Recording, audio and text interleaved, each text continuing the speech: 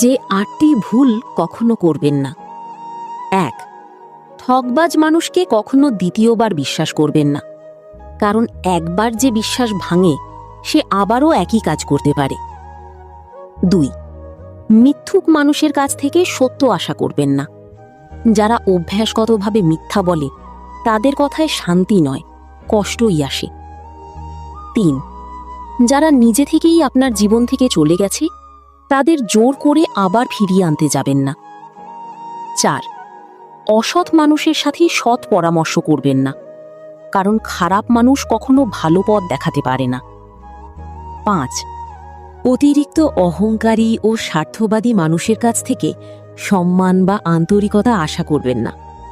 ৬. অমানবিক মানুষের কাছ থেকে জ্ঞান নেবেন না। মানুষত্বহীন জ্ঞান কখনো জীবনে শান্তি আনে না। ৭. সবসময় ব্যস্ত থাকার অজুহাত দেওয়া মানুষের কাছ থেকে সত্যিকারের বন্ধুত্ব আশা করবেন না।